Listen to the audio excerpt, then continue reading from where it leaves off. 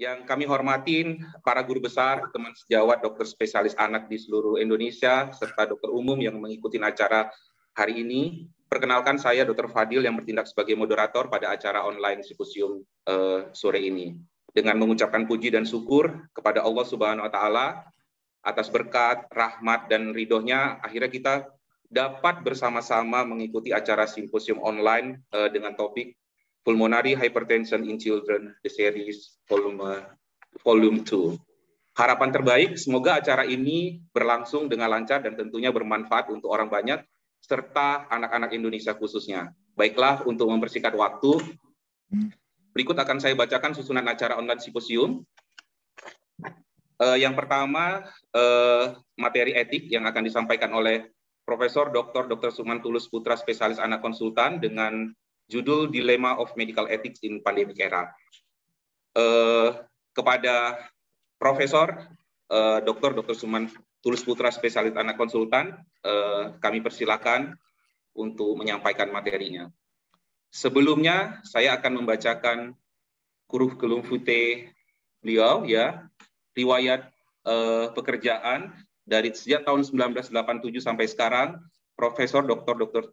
Sukman Tulus merupakan staf medis dan dosen di Departemen Pediatrik Fakultas Kedokteran FKUI, dan dari tahun 2013 sampai 2015 merupakan kepala program pediatrik spesialis, ya, subspesialis, dan tahun 2014 sampai 2020 merupakan Kedokteran Konsil Indonesia. Mungkin itu saja yang bisa kami sampaikan. Kepada Profesor Dr. Sukman Tulus Putra, spesialis anak konsultan, kami persilakan dengan segala hormat.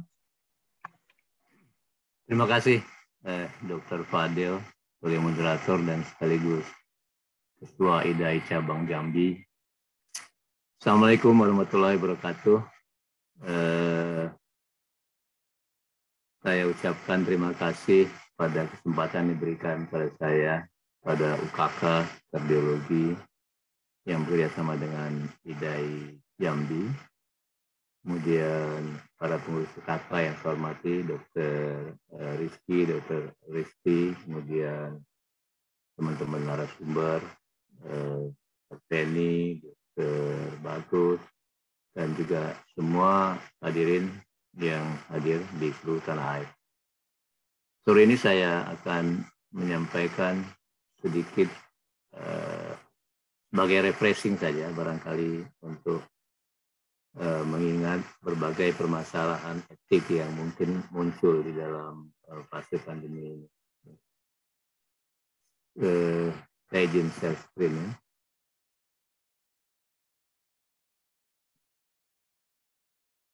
Bisa terlihat ya, Fadil? Sudah, Prof. Ya. Oke. Jadi medical ethics atau etika dalam bidang kedokteran ini sangat dilema pada periode masa pandemi ini. Kita pahami barangkali. Saya membawakan ini sudah pernah dalam satu forum yang berbeda, itu forum ini beberapa bulan yang lalu. Saya kira ini menarik untuk kita pahami, kita simak, mungkin buat teman-teman sejawat yang berada di lapangan. Ya. Pertama, kembali kepada awal bahwa ilmu kedokteran itu, medicine, pada prinsipnya harus moral enterprise. Ini sering saya sampaikan. Moral enterprise itu artinya bahwa profesional asosiasi, ya, termasuk IDI, IDAI, itu harus dibangun dalam fondasi etik. Ya. Dan tujuannya adalah untuk memberikan pelayanan pada yang dilayani oleh organisasi itu tentu adalah masyarakat dan juga anggotanya. Namun sayang sekali kadang-kadang ada hal-hal yang terkait dengan ekonomi, komersial, politik dan sebagainya, dan situasi yang berbeda akibatnya akan melanggar beberapa obligasi etik. Nah, akhir-akhir ini semua dokter barangkali di seluruh tanah air, di seluruh dunia bahkan harus berhadapan dengan suatu keadaan, ya, yang harus memprioritaskan pasien, ya. mana yang harus didahulukan, yang kira-kira survivalnya cukup baik dibandingkan yang lain. Dan ini tentu menimbulkan debat ya, debat yang sangat hangat tentang hak setiap orang untuk mendapat akses kesehatan dalam pelayanan. Saya kira ini kita sadari betul selama 2 tahun terakhir pelayanan kedokteran itu dihadapkan pada masalah-masalah yang sangat dilematis ya. Presentasi saya sore ini akan menyampaikan beberapa hal saja pokok-pokok. Ini mungkin sebagai refreshing atau penambah wawasan saja mengenai prinsip medical ethics, beberapa dilema dalam pelayanan kesehatan di masa pandemi ini, termasuk berbagai hal yang terkait dengan kebersamaan keadilan dalam pelayanan kesehatan, kemudian tentang pelayanan yang dilakukan di kawat darurat, kemudian research dan sebagainya. Nah, kita tahu bahwa coronavirus COVID-19 ini dalam 2 tahun terakhir ini merupakan suatu life threatening, ya, jadi sangat mengancam jiwa, ya, yang juga sekaligus mempengaruhi kesehatan dan sektor ekonomi di seluruh dunia. Bukan hanya di Indonesia. Dan pandemi ini menyebabkan pengaruh terhadap isu-isu etik, ya, isu-isu etik, kemudian sistem pelayanan kesehatan dan para pelaku kesehatan, care provider. Saya kira ini penting. Nah, tujuan dari presentasi saya singkat beberapa menit ke depan ini untuk memahami berbagai dilema kedokteran dan pelayanan kesehatan, khususnya di masa pandemi COVID-19. Banyak tulisan-tulisan ya telah disampaikan di berbagai majalah, berbagai jurnal internasional mengenai isu etik ini. Ya. Nah, kita kembali dasar daripada prinsip etik kedokteran itu. Yang pertama adalah otonomi, menghormati hak-hak pasien, terutama hak otonom, the right of self-determination. Jadi hak pasien mempunyai efisiensi. Yang kedua, mengutamakan tindakan yang ditujukan atas kebaikan pasien. Dan ketiga adalah non-malefisiensi, jadi melarang tindakan yang memperburuk pasien. Jadi sangat tidak boleh melakukan hal-hal yang memperburuk keadaan. All do no harm. Kemudian justice, mementingkan fairness dan keadilan. Nah, pertama mengenai inequity yang muncul, ya, ketidakadilan. Jadi health outcome di sini kadang-kadang tidak equal, tidak sama ya. Tidak sama, khususnya di negara-negara yang kaya dan negara miskin. Kita dapat lihat bahwa misalnya di Singapura saja migran itu migran worker, pekerjaan migran itu di daerah crowded mereka banyak terpapar COVID-19, dan kemudian angka kematian misalnya Amerika, orang negro di Amerika jauh lebih tinggi daripada yang kulit putih. Di Indonesia masih tidak merata vaksinasi. Karena itu pemerintah sekarang menggencarkan vaksinasi ini. Masyarakat rural versus masyarakat urban. Kemudian kontroversi tentang booster untuk pelayanan kesehatan. Nah, tentu ini akan menimbulkan efek negatif pada beberapa kelompok individu. Ya. Kemudian triase di ICU. Pasien yang indikasi, pasien yang perlu ventilator. Ini jadi akhir-akhir tahun yang lalu kita masih ingat barangkali ada seorang lansia yang rela memberikan ventilatornya, dicabut kemudian diberikan pada seorang pasien yang lebih muda dari itu. Ini sangat menyedihkan. Tapi inilah yang terjadi, saya kira di banyak negara, termasuk Indonesia.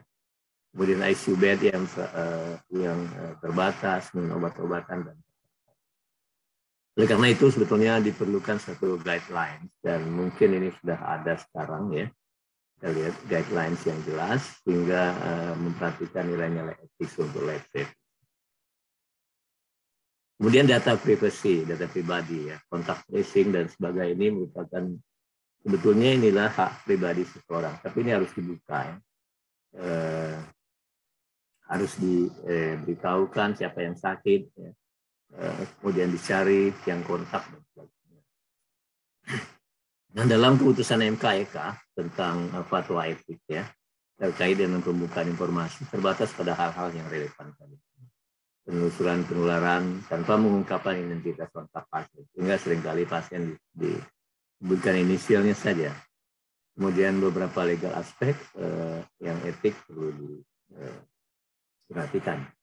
Nah, juga WHO merekomendasikan pemberian data secara cepat terkait dengan kegawatan pada masyarakat. Kemudian pergerakan ada restriksi pergerakan. Ya, kita masih dengar dulu ada karantina yang mungkin sekarang sudah mulai dilonggarkan, travel restriction, batasan-batasan, kemudian paspor, lockdown dan sebagainya. Nah ini tentu menimbulkan efek negatif terhadap kesejahteraan setiap individu. Kadang-kadang kita dengar ada yang bunuh diri dan efek kurang baik juga terhadap perkembangan ekonomi. Demikian juga dalam research ethics ini harus perlu diperhatikan karena riset ini penting. Namun beberapa hal yang terkait dengan vaksin, virus, dan pengobatan juga ini perlu perhatian. Yang penting adalah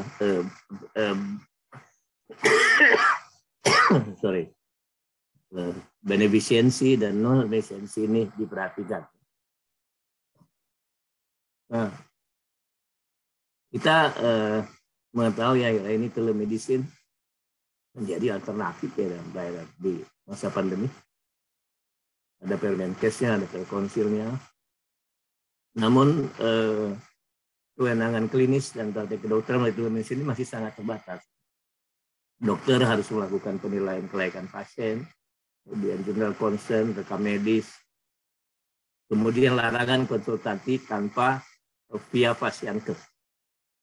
Penjelasan yang tidak jujur ini kita hindari. Oleh karena itu sekarang sebetulnya regulasi tentang telemedicine ini belum sempurna betul. Namun berdasarkan perlembagaan dan banyak digunakan oleh masyarakat. Telehealth adalah telemedicine adalah bagian dari telehealth. Kita tahu banyak sekali hal-hal yang bisa dari jauh ya. Jadi bahkan teleradiologi, telekardiologi, telediagnostik ya, surveillance. Dan ini menjadi hal-hal yang perlu kita diskusi ke depan. Tidak hanya pada masa pandemi, nah ini semua berlaku nanti di masa-masa yang akan datang. Nah, isu etik menjadi prioritas ya, prioritisasi terhadap yang most likely to survive. Nah, ini yang menjadi masalah sebetulnya. Kita harus memprioritaskan ini dulu. Yang harus diperhatikan juga yang mempunyai komorbid ya. Siapa yang lebih awal harus mendapat pengobatan ya. Nah ini yang menjadi dilema juga. Padahal pasien mempunyai hak yang sama. Nah beberapa hal ini sangat menjolok ya bahwa kekurangan resources, accountabilities yang kurang, kemudian banyak hal yang terkait dengan kemudian tidak terlindunginya hak-hak setiap pasien. Ini menjadi hal yang menjadi masalah yang menjadi dilema betul dalam pelayanan kesehatan masyarakat. Oleh karena itu diperlukan satu public policy yang lebih baik, ya. Kemudian perlu regulasi yang dapat memproteksi masyarakat dan juga untuk kesehatan seluruh anak-anak Indonesia. Nah, hal-hal ini yang penting diperhatikan, memprioritaskan hal-hal yang penting, partikular, jadi kemudian prioritaskan yang mana yang lebih baik. Ya. Kemudian siapa yang lebih dulu itu mesti didahulukan. Sorry. Nah, kesimpulannya adalah bahwa terdapat 4 masalah fundamental dalam bidang etik, ekonomi, beneficiency, dan non-beneficiency dan justice. Pada masa pandemi COVID-19, terdapat berbagai dilema dalam praktek kedokteran, terutama terkait dengan prioritas penanganan pasien ICU, membuka rahasia kedokteran, keadilan terhadap pasien, dan untuk itu perlukan justifikasi etik yang persuasif. Telemedicine merupakan salah satu alternatif dalam pelayanan kesehatan di masa pandemi, namun masih memerlukan penyempurnaan regulasi untuk melindungi pasien, dokter, dan tenaga kesehatan. Saya kira ini yang dapat saya sampaikan, teman-teman sejawat sekalian di seluruh tanah air. Mudah-mudahan ada manfaatnya. Bila kurang mohon maaf. Wassalamualaikum warahmatullahi wabarakatuh. Waalaikumsalam warahmatullahi wabarakatuh. Ya, terima kasih banyak Prof. Masukannya. Ini bermanfaat sekali ya Prof ya, terutama untuk kami juga yang di daerah ya Prof ya. Benar, pandemi ini sangat mempengaruhi isu etik terhadap pelaku kesehatan, pelayan kesehatan ya Prof. Diharapkan dari kita semua bisa memahami perubahan kondisi ini dan bisa mengatasi kondisi-kondisi dilema seperti yang Prof sampaikan tadi. Terima kasih sekali lagi Prof.